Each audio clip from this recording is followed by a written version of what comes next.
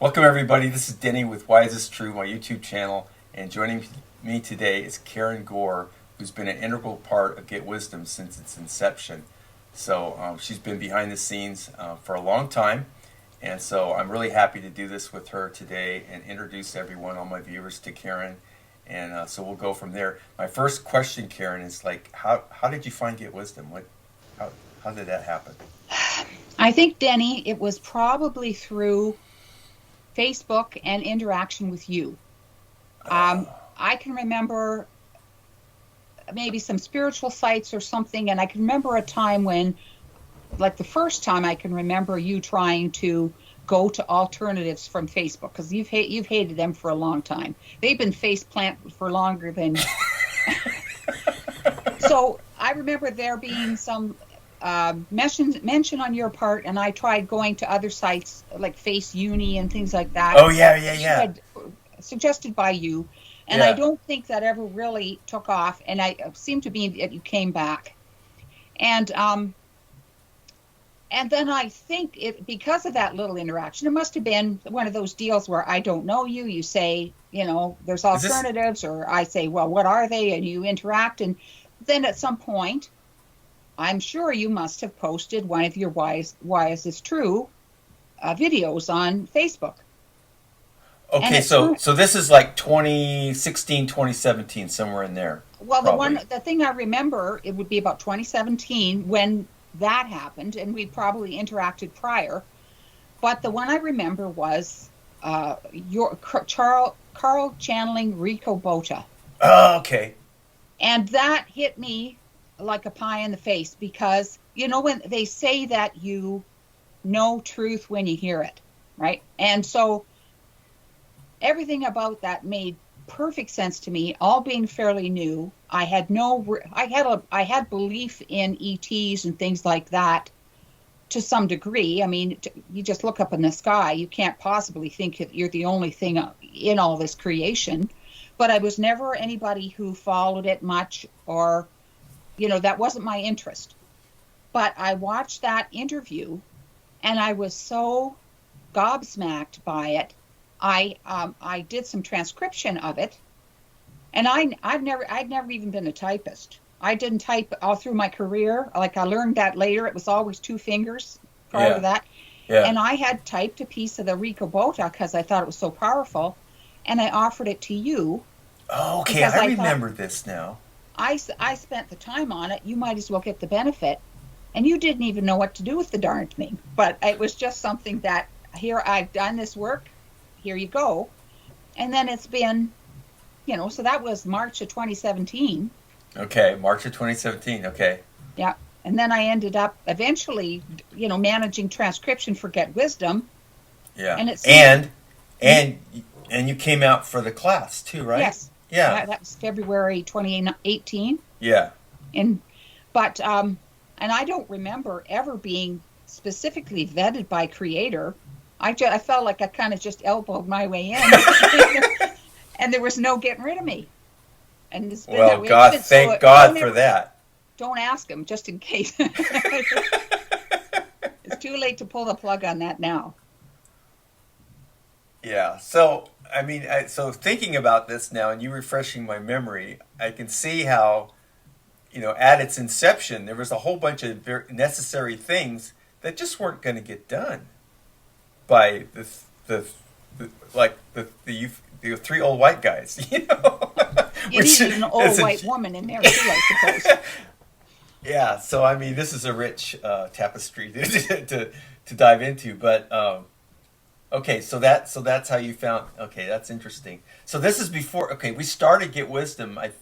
Correct me if I'm wrong, but it was like May of 2018 Yeah, that Get Wisdom started, right? yeah, And the big push for Carl and I around that time was to get the LHP as an online course, because yes. he came out in February, Petaluma. You flew out from Canada, Hmm. for Eastern Canada, for this thing. So it was no small undertaking.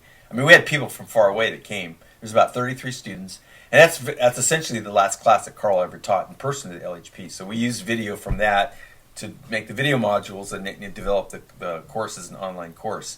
Right. And then I think by then we kind of had established this idea that transcription was very valuable. I think Carl saw the value of it. I mean, one of the things that kind of stood out, and I regret not being able to take more advantage of this, is the difference between reading a transcript and then watching it or listening to it. Yeah. Watching Carl Channel or listening to Carl Channel and then going back and reading it is a dramatic difference. Right. Yeah. Well, they say that you learn more the more senses you use. The more, if you're watching, hearing, all those things combined embed things in your awareness more than just one thing or another. So maybe that's part of the value. Yeah. And we have found wonderful gems in the transcription, wonderful quotes, pearls of wisdom embedded in there that would just slide on by without it being in written form. That's very true. And these are things that tend to stand on their own. They don't need to be in context. Yes. Yeah. So how do you account for your devotion to get wisdom? Given, for me, it's a sensitive issue because for me, I've always wanted it to be a business, a moneymaker, something that we could make careers off of, kind of thing, and be able to pay the bills and everything like that. And it really hasn't turned out that way in these years. So there's a lot of I view it, maybe this isn't entirely accurate, but I view this as 5 people, the 3 partners, yourself and Nicola, who've been like the stalwarts and doing all this work, and basically there's no monetary reward. So can you speak to that? Like what accounts for your devotion to this, given the hardships and everything that we've all gone through I would say that I'm lucky to not need the money. Yeah. That I have the freedom to do it without worrying about, even with LHPs, I do them all the time. Yeah. I don't have to worry about promoting myself or getting paid for it, and so that's a lot of freedom. And then I have progressed through a lot of other energy things. And what I understand now that I wouldn't then is that you're kind of guided through things. You go down one avenue and something will put up a roadblock and say, not here, lady. And out you go, and you try something else, and that goes sour, and you try something else. And so you get to the place where everything makes sense. I know, and I can see now as I was kind of preparing, going through the progression of wanting, first of all, maybe feeling flawed, feeling like good things happen to other people, but not to you because you were lacking in some way. And then you find something else that tells you, no, that you're here to learn something, to be a student, to be an observer. That's one element of the learning. And then later on, you'll get to where you're here to heal your soul. You're here to so there's a progression of awareness about what your purpose is. But it seems that you try on a bunch of things and hit roadblocks that turn you off of them and push you some other way. And then I settled in to get wisdom, and it all makes perfect sense to me. And it would be of no use to me to go looking elsewhere. I have complete faith in everything that I hear. And it's because I have traveled down many roads trying to find the thing that was the fit. Mm-hmm. So I just wanted, people just to know, so you've been involved in interacting with volunteers, handling a lot of the transcription work. You've been intimately involved in the development and ultimate successes we're now finally realizing with the email system. You respond to a lot of client inquiries, and you've also been keeping an eye on the website in a lot of different areas, working with Brian, doing a lot of things that he doesn't have time for. Right. And so, there's so many areas where you've made a contribution, and so I just want to acknowledge that, and because it's like people come to get wisdom, and they don't see you. They see they see me and Carl mostly. They see Brian to a somewhat lesser extent, and meanwhile, there's Nicola, who does a lot of transcription work for Carl on a fast turnaround basis. And then you working with a lot of volunteers that have come and gone over the years, doing a lot of this transcription work. Um, so what I think I've probably missed a couple things that you've made contributions on that are pretty notable. Well, I do a fair bit of routine maintenance of the website, and that's all through Brian's tutelage, right? I post the webinars, I post all those things. I and clean up background things that once they get congested, it makes things not run very well. And Yeah, and so, the supporter, like keeping all that current, like our yep, supporters, yes, the monthly payments, the annual payments. right. Um, So the things I've learned quite amaze me. Really, who'd ever think I'd be posting something on a website like "By Joe"? You almost want to put that on a little card and pass it around. But so it's surprising. But Brian is a very good teacher. So I've got okay. lots of little how-to videos of things that we've Skyped on, and I've recorded, and then I'll make a little set of instructions until I remember how to do it well. So he's Yeah. been very good with that. Okay. So the other thing I want to talk about is like, Hmm. so what in your personal life or your spiritual growth, what's happened to you since you started with Get Wisdom and now? Like what things have changed for you in that regard in terms I mean I know one thing I want to talk about, it's a channeling, but maybe we can get to that later. Maybe there's other things that you'd Hmm. like to bring up. Well, I would say that my practice of both prayer and the LHP have grown immensely from what I would do originally. I would say that you got the impression that prayer was necessary and that LHP was necessary, and you would kind of sprinkle it on things. But now I see prayer as kind of the fuel that allows Creator to do things.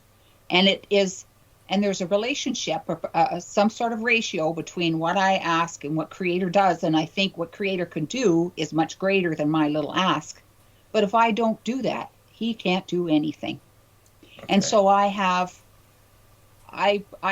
so that is from, prayer has been something of a lifelong thing for me. I'm a reconstituted Catholic.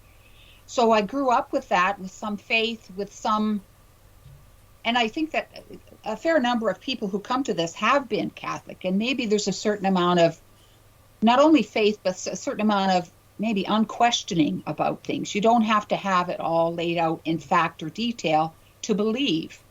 Okay. And as a young person, I would think of, and I would think of, if I was worried about my children, I would say a prayer for their protection rather than pace the floor. I just trusted that process more. Okay. So that's always been kind of an integral thing. And so now from just knowing you had to pray some and do some LHPs, it has grown to I spend an hour on prayer every morning. I do, LHPs every day. I have a list. If I see somebody who I think seems to be working for good, I put them on the list for protection. If I Yeah. see somebody who I think is doing bad things, I put them on the list for healing.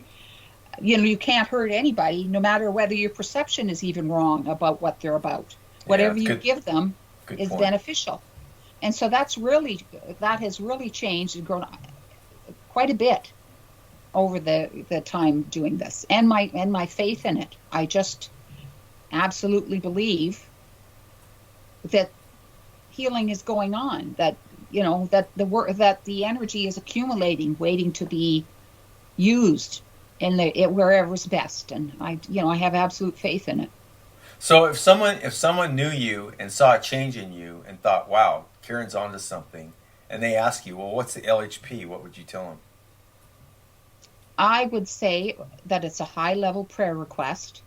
It covers all the possibilities that have contributed to whatever your problem is, historic, energetic, or karmic, whatever it is. It covers them all. It's ongoing. And that today I had to answer something like that for someone, and is that you may not see the results, but you may, or you may not. But if you get to the place where you believe in karma and you believe in reincarnation, you know that healing is going to benefit somewhere, even if it doesn't. And today I had an image of the healing need being like a mountain of rock, and you're chipping away at it. You can be chipping away with an ice pick and see how long that takes, or you can be out there with a jackhammer. And it still depends on how big the rock is and how much time you have to make a difference. And if you get a million people chipping away with their ice picks, it could dissolve very quickly. But Hmm. it's a matter of energy employed, the time available for healing to happen, but it's always happening. Hmm. And and it goes maybe beyond what you see in the present, but if you believe that it's happening, it certainly is. And if you decide no, it's not, then you've stopped it. It needs to start again, right? Yeah. If you put a block in the wheel, then you've created a situation where creator maybe have to start again with your next set of prayers because you've decided it wasn't working. Yeah. Yeah. Okay. So, talk. Are you comfortable talking about the channeling work? Sure. Okay. All right. So to talk about the inception of that and how that went for you and what's happening. Okay. Well, a few years ago, Carl did what initiated this for me was that Carl had done a higher self channeling for me. Okay. And you have to do a set of questions, and when I read it the first time, I knew it was powerful, but I was not ready to accept whatever it was trying to tell me. It was trying to tell me that I'm here, that I have something powerful to do, and I just, when I looked at that, I thought that's a Carl thing. That's not a me thing or whatever. Like whatever this big thing was for somebody else. They must have misdirected this mail because it came to the wrong person. And so I sat on that for a couple of years, and then lately, because there's been an interest in getting channelers, I looked at it again, and I never saw myself in that light. Although there were times when I used to do a spiritual thing that we would call um, teaching spirits, and you'd be talking to the astral plane, trying to talk to the beings there and persuade them to go to the light. And I would just have to think about what would they need to hear, so I think in some ways that was guided. What are people sitting there, or spirits sitting there sort of lost? What would be encouraging to them? And I think that I was getting guidance about what to say. Okay. So I think there's been a little bit of that's been in my history that I never paid any attention to. So because there was a need for channeling, I I looked up my higher self thing again, and I thought it was there all along. It was a kick in the pants that I just decided not to ignore it, not to enact at the time. Hmm. Just and the need for it caused me to re-examine. And I've done some test channelings, and I'm always surprised when I get a wonderful response from creator, like "Go ahead, kid," kind of stuff, and I'm like, again, I think I get the wrong email, But so then I have to work with the faith that if Yeah. that's the kind of encouragement I'm getting, it must be true, right? It couldn't be a lie. It couldn't be misdirected. Yeah. Creator knows who he's talking to, and Yeah. so that's got to be true. Yeah. And so you and I have been practicing, um, as time permits, with this deep subconscious channeling trauma resolution, and so far so good. And the joyous thing for me is I've gotten to work with, oh my gosh, 4 channelers now, Mm-hmm.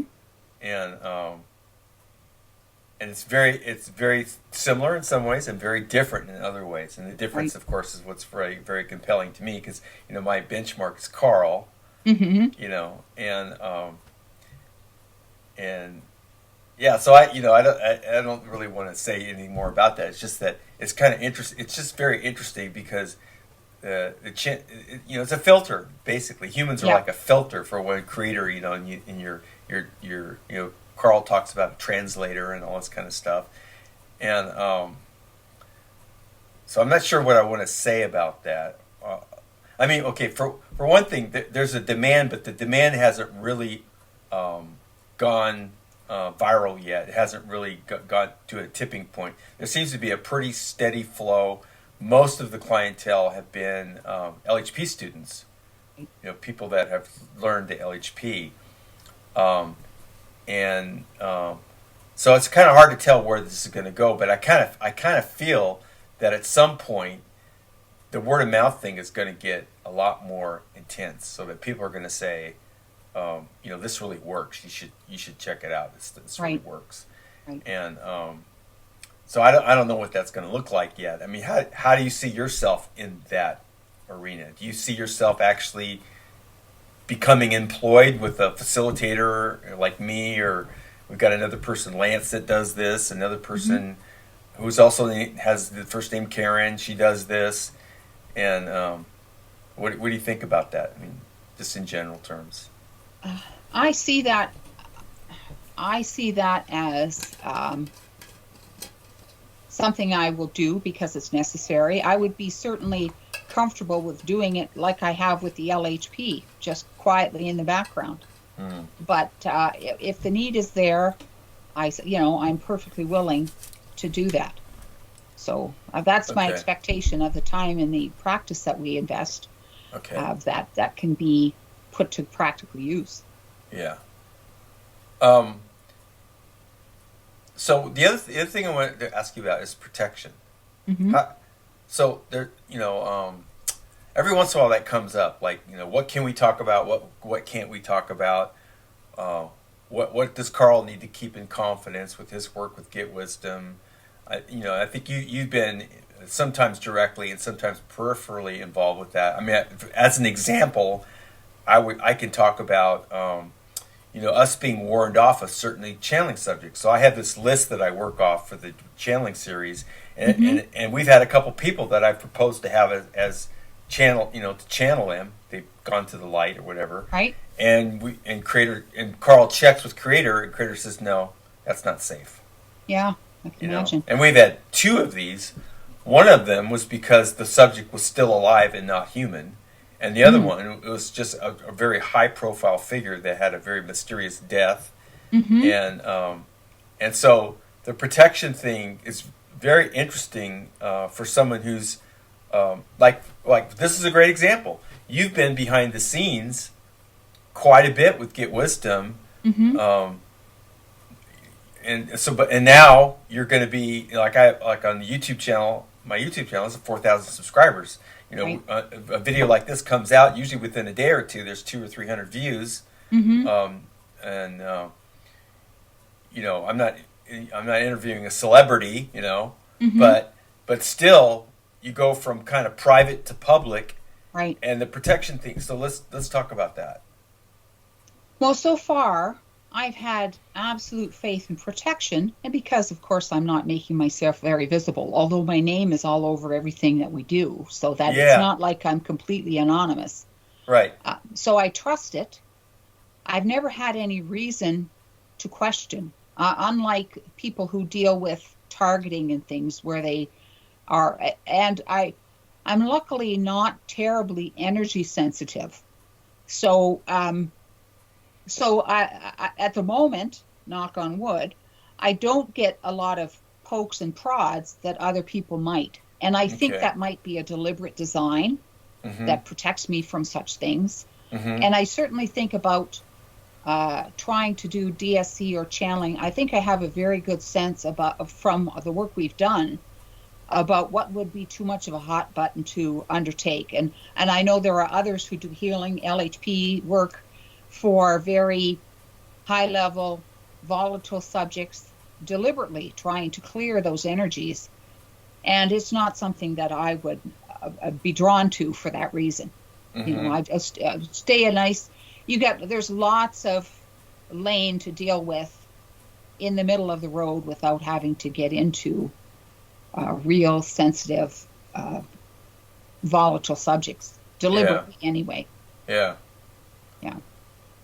So another thing that a lot of us have had to deal with is the family dynamic. So someone so I found Get Wisdom, da da da da da, and then you have family members, or people that you work with or whatever, and they're like, Karen's got a new hat and it looks like it's made out of tinfoil. Oh yes. So how's that for you? Well, I have the same problems as many. very isolated in this work. Nobody, I have a partner that doesn't even believe in, doesn't have any faith in God even. Hmm. So it's Yeah. so there's a very strong disconnect between my beliefs, and then there's really no one else to talk to about it. My kids understand uh, my belief system. We don't talk about it too much. It's just something they accept. They're not writing me off as a complete lunatic. So it's nice to have a certain amount of understanding. And I'm trying to learn to be more patient with people who are very much immersed in sort of new age thinking. As being, I ask now in my prayers to give me patience for kittens. That the people, Kittens. little innocent blind babies crawling over each other, don't be too impatient with them. And so that's what Yeah. I'm having to try and Yeah. ask for, because it infuriates me in some ways that people who are, because the open-mindedness enough to accept something beyond just the day-to-day go to work and the work surface, the grounds that you're walking upon, and to have enough open-mindedness to accept that there's something else, and yet to narrow your focus to only the bright and shiny, it galls me somewhat. And so Yeah. I see that as kittens, and I have to be more patient with kittens. Yeah. I think we might be similar in that regard because I always like to lead with the bad news, and that's probably a character flaw on my part. But to me, it's always like I always think of the little kid. Okay, 2 years old. Why? Right, Why this? Why that? And then pretty soon they stop asking, and it's like, well, why do they stop asking? And I said, well, they're because they know they're getting shitty answers, and and it's not going to get any better. So you just right. stop banging your head against the wall, and so I guess I think of like, okay, we need to find out what's wrong, and then we could then fixing it makes more sense. Well, if Yes, you don't know that ETs are running the world, you're at a huge disadvantage. So yes, I'm sorry it's painful. I'm sorry it burst your bubble, but this is something you need to face up to. So I'm kind of a hard ass in that respect, and I think I've pushed a lot of people away from having that approach. right. Um, but but some people are it's appealing to them that okay, here's somebody who's willing to get his feet dirty, and Hmm. and And I wish I was more of a hard ass like that, really, because, yes, because I feel like I anticipate some dark happenings. And I've heard someone else recently had said, I'd rather be a year early than a day late. That kind of think. And so, but with that same thinking, you may be telling people about things that you're concerned about, some preparation, some care they need to take. And if it doesn't blow up on you tomorrow, they think it's your tinfoil hat interfering with your thinking. But what if something were to happen that you understood was going to happen, and the next day you say, well, I knew that. And of course, everybody will be mad at you for not having told them and given them an opportunity to do something else. yeah, So it is a minefield. It's a tough line to walk as to how much to share. How much do you frighten people? How yeah, much do you, expressing your concerns, does that help create them? Does that add to belief that now manifests uh, in the great cosmic awareness or something? Like, if we talk about, I don't know, say internet shutdown, does that the more people you talk about that potential, are we creating it because we talk about it? Or is it matter that you frame it in a way that says it's possible that this could happen, and not frame it as inevitable? So hmm, I don't know how much are projecting or suggesting. I worry about projecting or suggesting actually causing things that wouldn't happen if unknown to them. hmm. Are we That contributing to the creation? right. The other thing that I noticed, this is where you and I aren't kind of on the same page. Yeah, I know you're a fan of the mega prayer and Mm-hmm. that and creating special prayers, application Yep. prayers, and I'm like, and I'm of the mindset like, wow, why don't you take that energy and go do an LHP? Oh, I hear you. Which, yeah. But And my anyway, thoughts are an LHP, I can do one in an hour yeah, or 40 minutes. yeah, And but if I have a mega prayer, every time something crosses my mind, I can say it. I can be doing, and we'll be watching television, and there's a horrible, violent scene that I don't want to watch, yeah. and I'll just close my eyes and run one of my mega prayer code words instead, right? So Okay, I don't have to participate in that. okay, so let's explain to people who just seen this for the first time. What's a mega prayer, and what's a code word, and how does all this Okay. work? Yeah. So a mega prayer is typically on a specific subject where we try to outline all the potential contributors to the problem, such as there's one say about that I use all the time about water. We know that the availability of water is being manipulated on the earth. It's being dried up in some places. It's being contaminated in others. It's being dumped into other places. So we create a prayer that asks Creator with all these factors, and the tendency sometimes is to go overboard there. So you try and be concise with all these factors. Please, eliminate or transmute the negative energies that are causing these things. And every time I say the word water, please repeat this. Please repeat this prayer. And I might even be infinitely in orders of the level of need. So if I were to stop and say water, water, water, water, the intention that I put into the prayer initially is being repeated, but I can say it 10 times in a minute, or in a way that I couldn't do anything else as quickly as that. Okay. So I have 8 or 10 of them I do every morning with my prayers. Okay.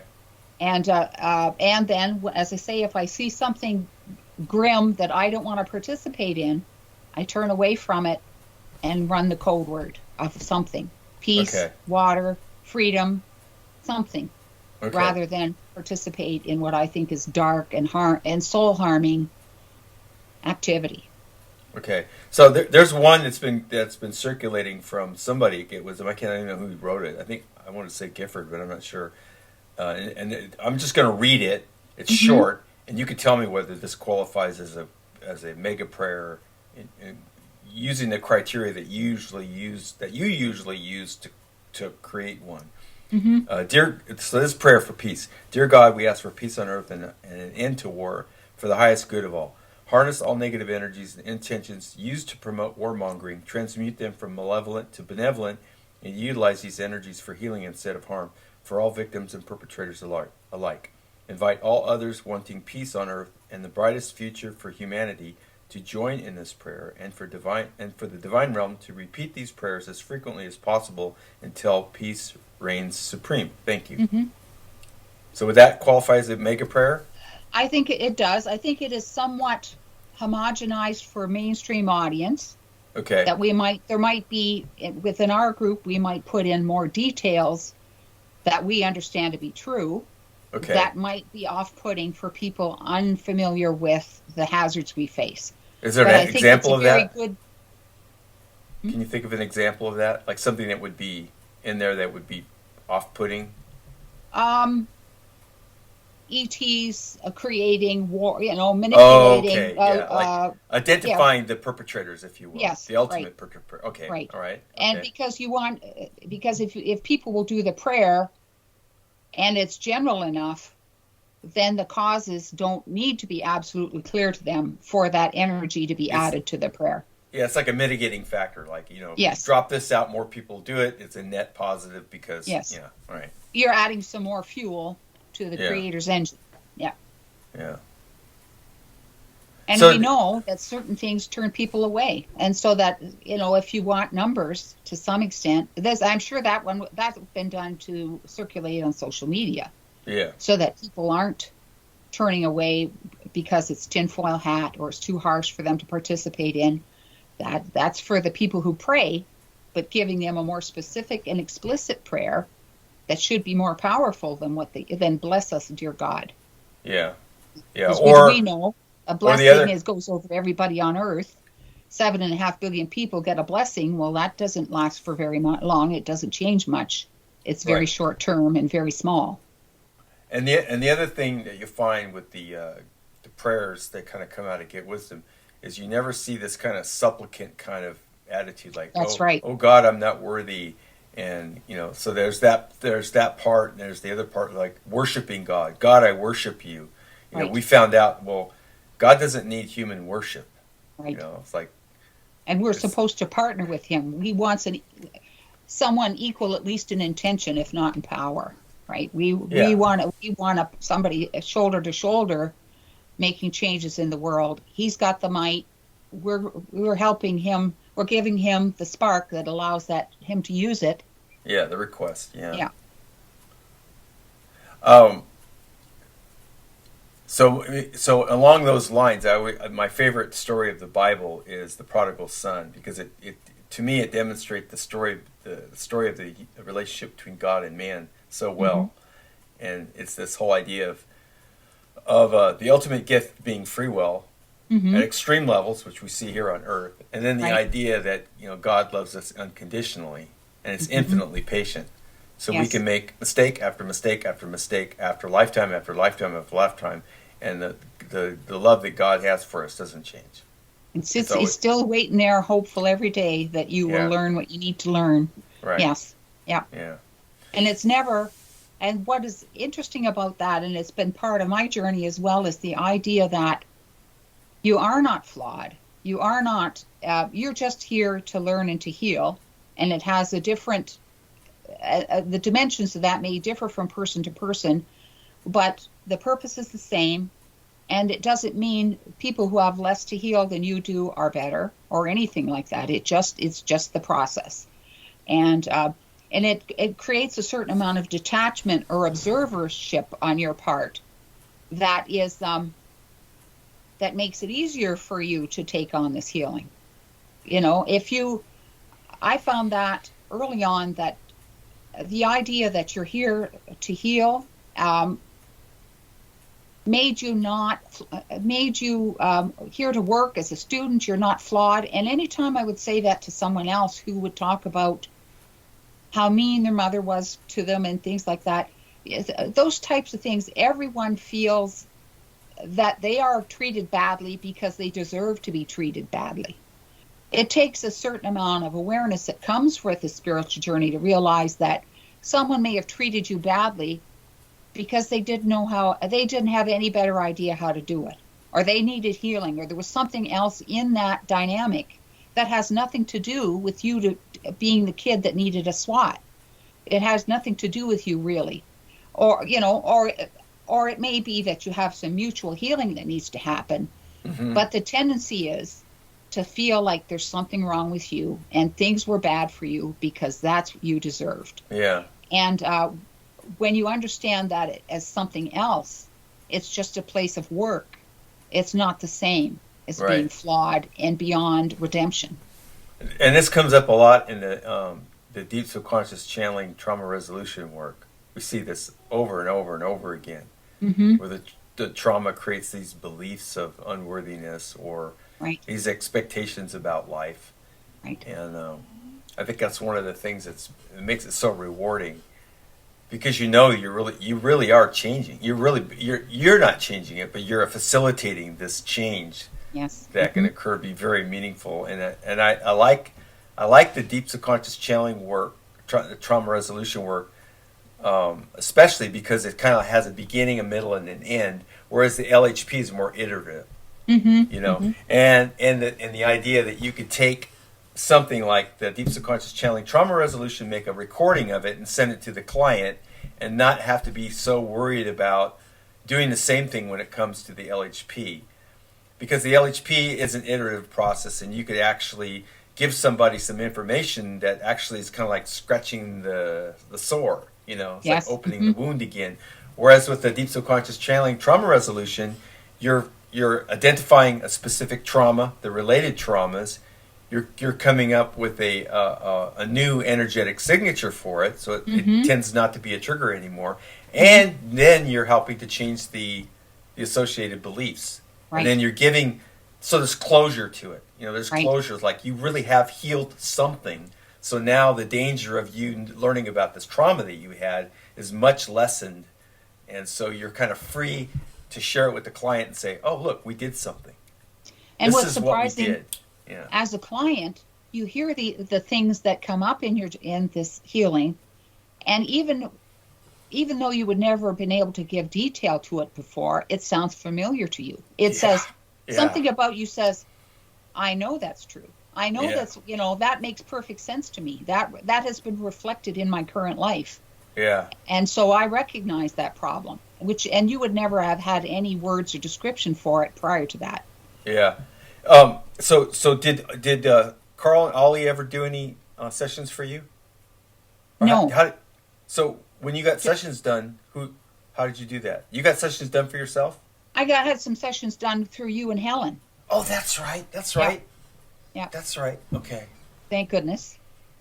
Yeah. I'm yeah. It's a blur by I'm now. jealous because I do this for people. And I go, and I had one done for me, and it was really weird, and it's very humbling, but very instructive.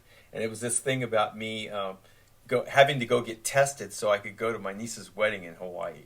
Mm-hmm. And so Jennifer and I were, we went through hoops and, the whole thing, trying to figure out how we could get ourselves over to her niece's wedding in Hawaii. And Right. it was in the middle of COVID. And I was like, I don't want to get tested to get permission to travel. That's that's ridiculous, I'm not somebody's monkey, and the whole thing was just repulsive to me. And as time went on, it was more and more triggering. So finally, Helen, I don't remember exactly. I guess Helen and Lance did it for me or something. And I got this, and this is back when we were doing one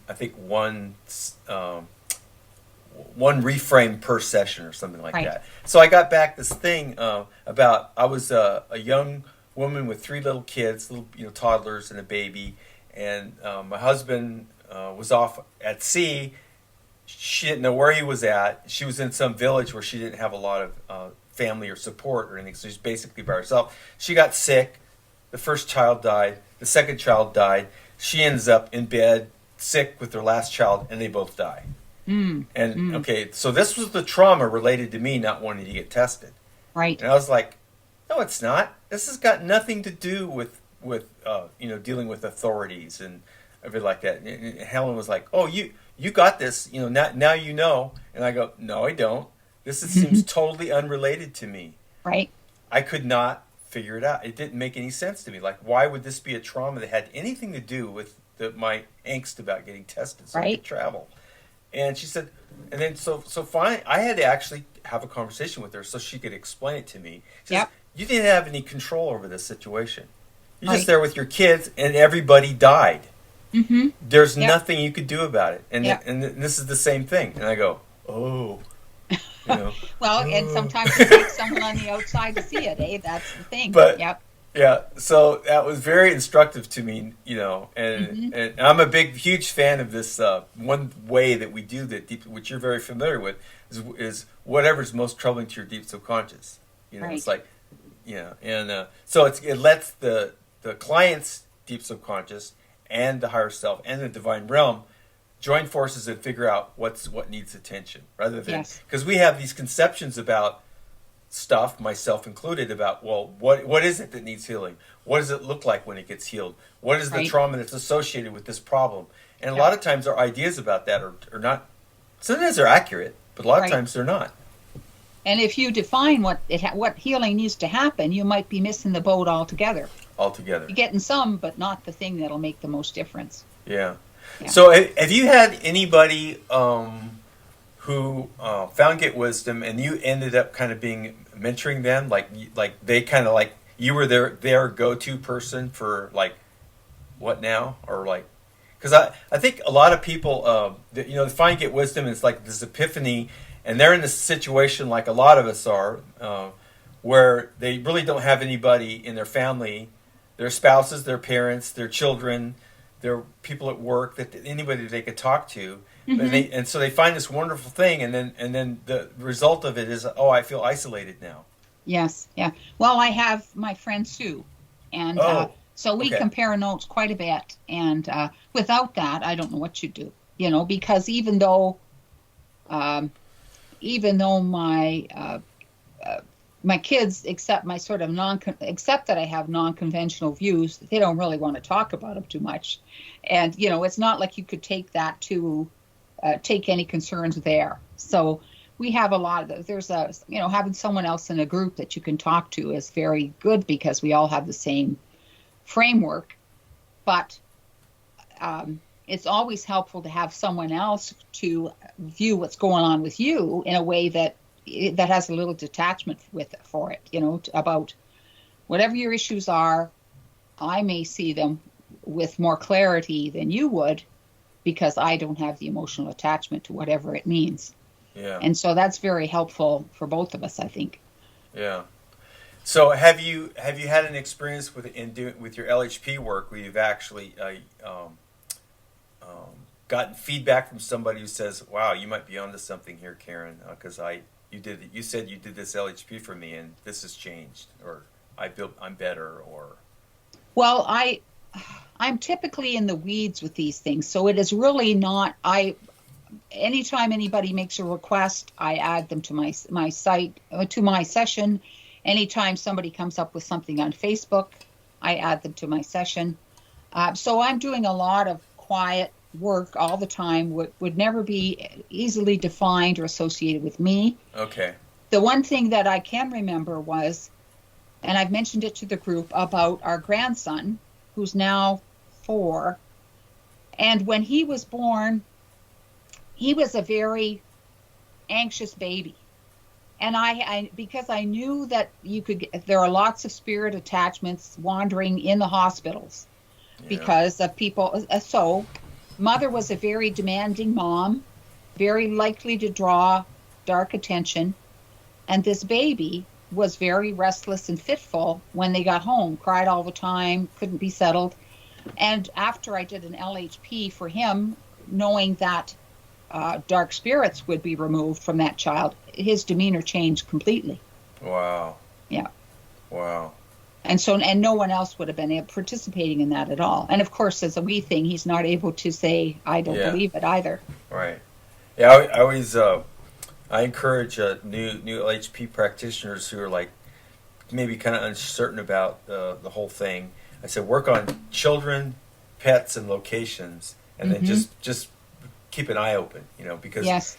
those three is usually where you can often get a real feedback, something that's very evident, like, Mm-hmm. okay, you did the LHP, then this happened, Yes. and it's complicated by the fact that this healing modality is not time bound, so you could actually have retrocausal healing events, which Carl and I discovered this years ago, but I can't speak for Carl, but I always thought it was kind of like a little bit anomalous. It would happen here and there. But apparently it's very prevalent in Mm-hmm. just about all the healings. It's just that Mm-hmm. we can't see it. But what I'm saying more specifically is we can do an LHP, and that the fact that you did the LHP prevented somebody from dying in a car accident 6 years ago. Right. And yes, and It's like, you won't get to what? draw and the other thing because of that, there's a lot of times when you've done healing, you think that they've either passed or their illness is gone. I may still keep them on my list for a while because I don't know how much of that requesting I did contributed to it earlier, or how Yeah, much of a repository of healing that may be waiting for them should they encounter COVID again or something. yeah, So I have learned to be not in too much of a hurry to scrub somebody off of my list. To okay, let that sit there a while, get a little more going on, although it's working all the time anyway. right, But it's the more LHPs you have, the more ice picks you got chipping away at the thing. And right, so let that kind of add and accumulate, and it will have benefits somewhere. yeah, yeah. So let's talk about the COVID thing. That I know Get Wisdom got a lot of attention on this subject to the point where I was getting exasperated because it seems like we were doing webinar after webinar after webinar where people were, it was either the vaccines or the COVID or the variants or and, Right. and so what I want to hear your perspective on all that. Um, well, my perspective is that it's real. I don't believe in the vaccines. I believe they're bioweapons. That's my perception. But I add in my prayers requests for both things, for protection from those from harmful uh, energies, whatever. And I might add, and so some places with special attention to those who are vaxxed, for so that any potential source of injury, either from one thing or another, is being addressed ongoing. I can't prove one thing or another, so I'm going to cover all the bases. So that, and so far, I haven't had anyone close to me lost to either thing. Several people, I have family members, sisters in medical care. Nobody's had any. Everybody may have had a little bout with COVID, but there's vaccine. There has been COVID exposure or is short-term illness, but I've not lost anybody. Mm-hmm. And so, but I have been doing the prayer that we have for protection from harmful energies. I do that. I have got that split up into 4 different groups. One for my family, one for my siblings who are in healthcare, plus anybody I know who's got Parkinson's. Mm. And then I have a group of people who've been asked, who've come up with concerns within the Get Wisdom group that I'd added to my list, and I still have them there. And then I have one for that's a similar thing about clearing harmful algae, molds, pests from Gaia. So I have this branched into 4 things. I do it twice in the morning, so there's like 8 of them. Actually, I've just lately added one for all who attended the Beijing Olympics, plus all my. I have a little group of elderly aunts and uncles that I have the Beijing Olympics and these loved ones. So now I have like a set of 5 COVID-related prayers, COVID vax-related prayers that I do twice. So that's 10. And I do that every day. And I have been doing some form of that now every day, pretty much every day for 2 years. Wow. So, and so far, I would say results are good. Do you keep a record of all your LHPs? Do you keep a log or anything like that? I do, but I don't count them. I have books and books of things that I add. I have another list that I add to that I call war makers. Anybody that I see as being with a nasty agenda, whatever names, groups, whatever goes into war makers. I have agents of destruction. I have each and every day group, which are anybody who I think of as good and needs help or protection. Anybody I see who looks like they are maybe trying to do good goes on that list. Anybody who I think, I would like to see have protection goes on that list. Yeah. I ask my each and every day group to be included in the war makers and the agents of destruction in every LHP group. So I'm keeping Creator busy, I can tell you. I don't have, but I have like this book, and I've got one day I put in all the senators in Canada. Oh. So they're all there. Wow. So that let's just any place you can see potential harm. Yeah. If you start making a request for them, and I've said often, and you know that about don't be a spectator, because you look at things and you can say, I saw that coming, or you think you're smart when something blows up and you knew that was going to happen. Well, the smart thing to do is to ask Creator to let it not happen and not just wait till it does, and you can then have been wise enough to foretell this thing. Right. If you're wise enough to foretell it, you should be asking for it to be prevented. Very good point. So there's a couple other things I want to talk about before we wrap it up. One is, so you're up in Canada, and so you guys got a lot of political. There's a lot of adventure going on up there, like That's a I mean, good it's word for amazing. I it. mean, usually there's some kind of falderall going on in the U.S. that kind of takes over everything. But I think Canada has maybe surpassed the U.S. in a couple areas when it comes to the political scene. So I wanted you to talk about that a little bit.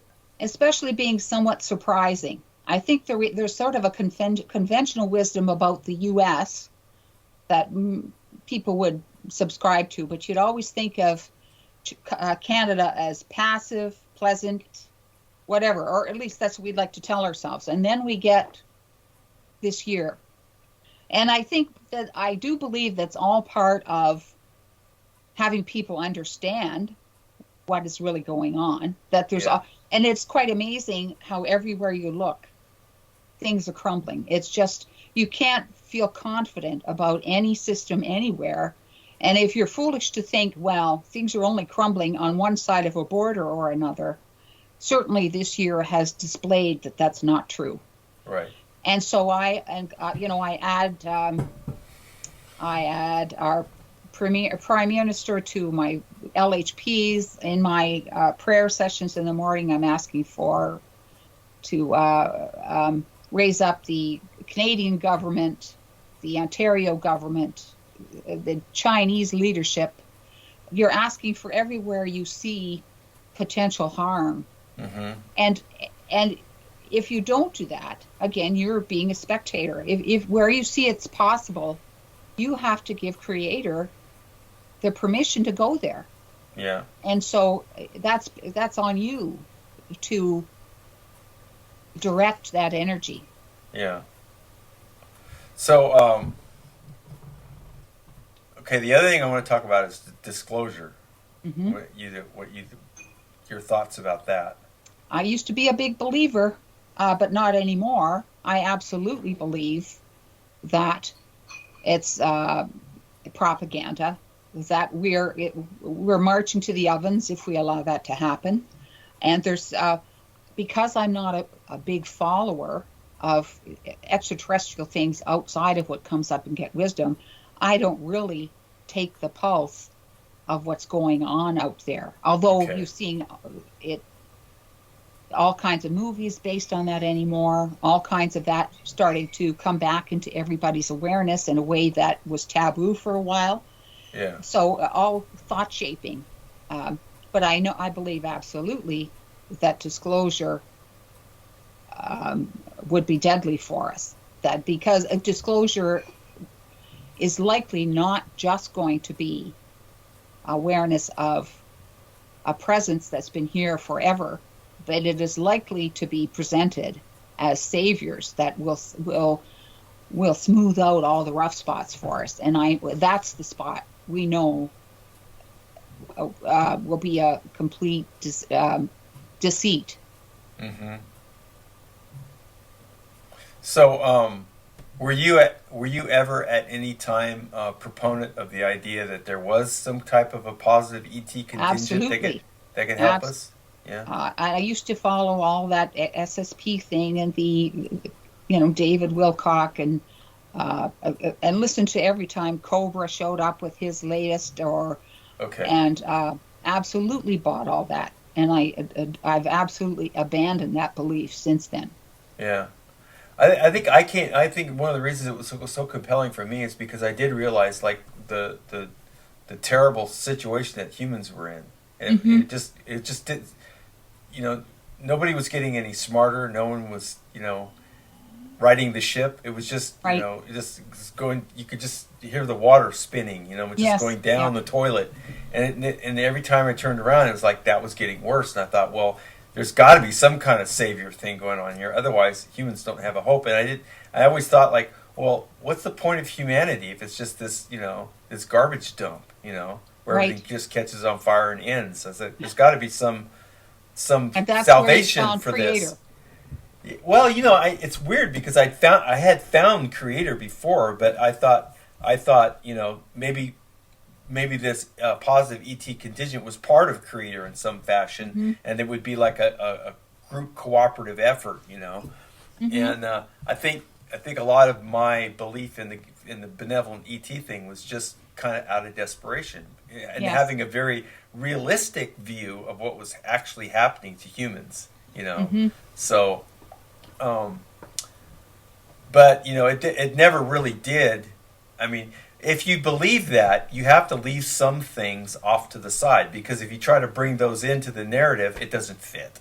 Yes. You know, Yeah. it just doesn't fit. So, if there's a benevolent ET contingent interacting with humans, then you've got a lot of explaining to do when it comes to people like Pol Pot, Hitler, Stalin, Mao Zedong, and you know, Genghis Khan, and the Roman Empire, and you know, back into history, which we only are dimly aware.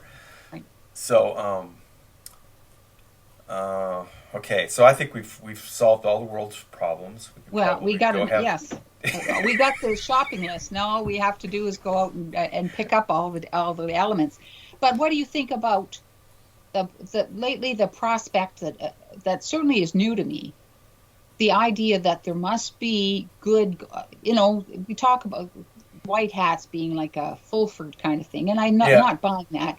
But Creator has to be at work somewhere, and we may not know who that looks like, but it's got to be going on.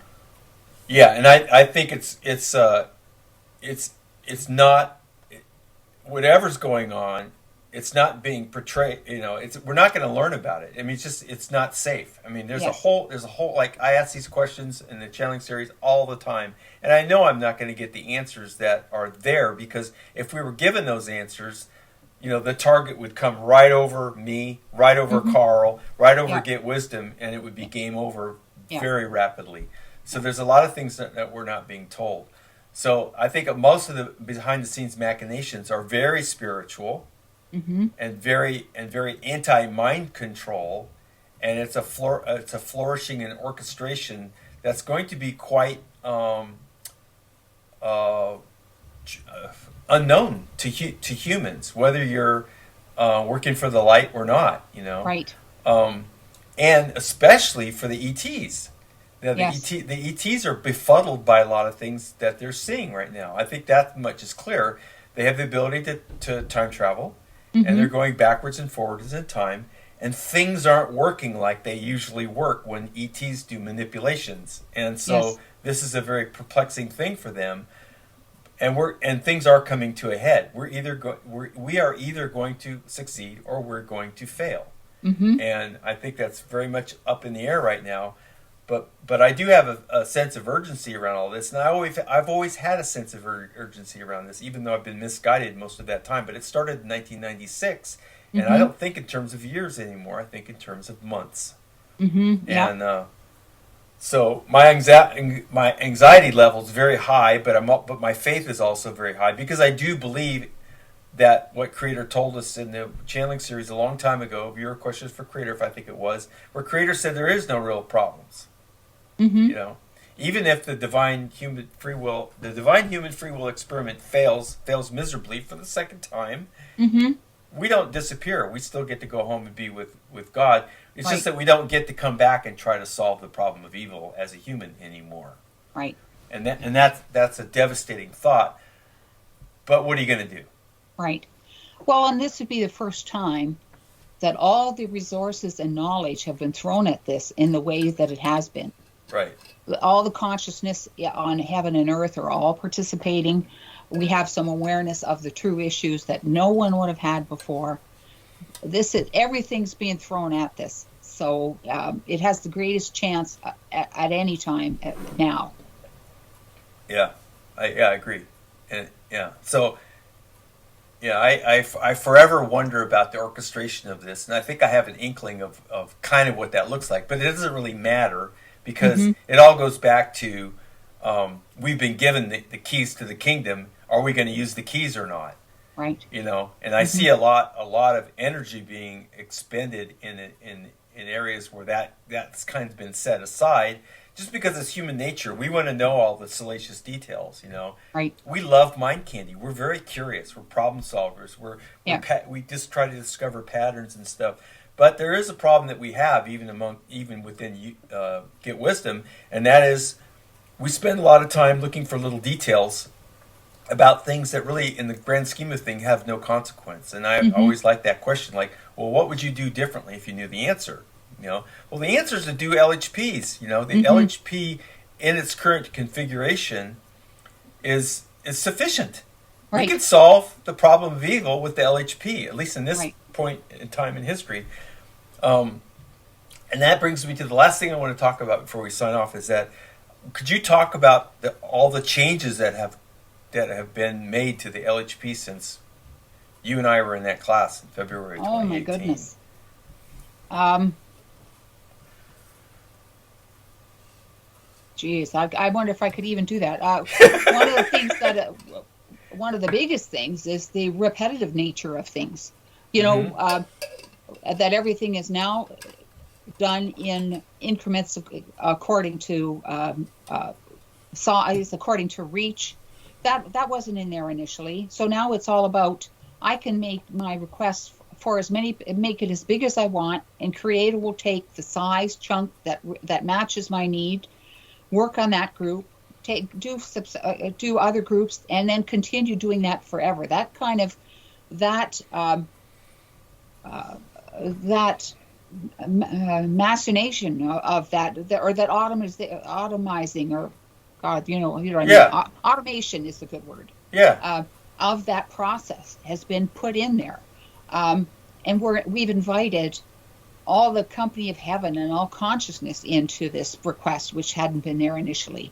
yeah. We've added in the DSC trauma resolution in Right. there, In so great that, detail.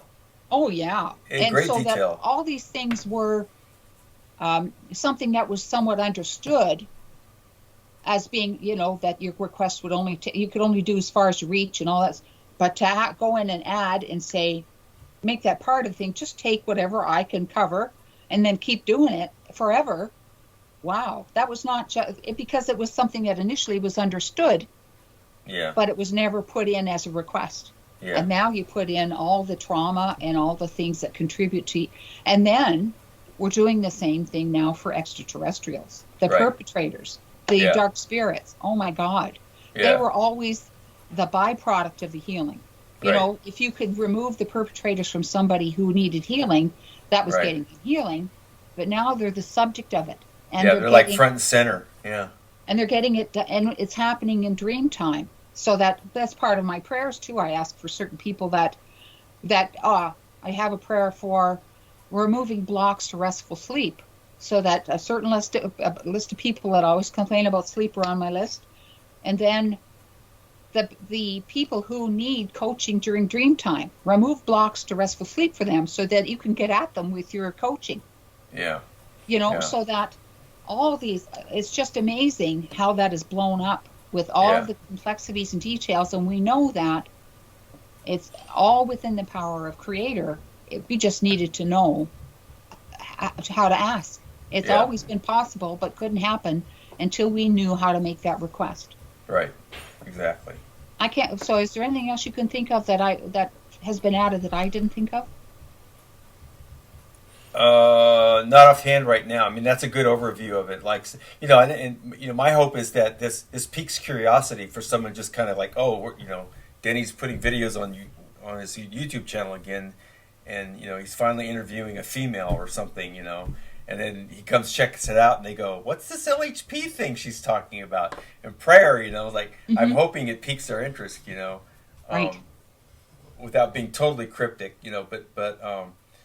So I want to close with one thing, and that is my sincerest appreciation for your contribution to Get Wisdom. We're so lucky to have you. There's nowhere else to be, Denny. Thank you so much.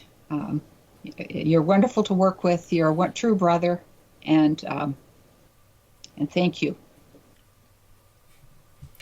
Okay, well, with that, I'm going to sign off because I'm getting teary-eyed. Oh dear, don't do that. Okay, well, thanks, Karen, and thanks everybody for watching, and we'll be back again with another interview soon. Bye-bye. Bye bye.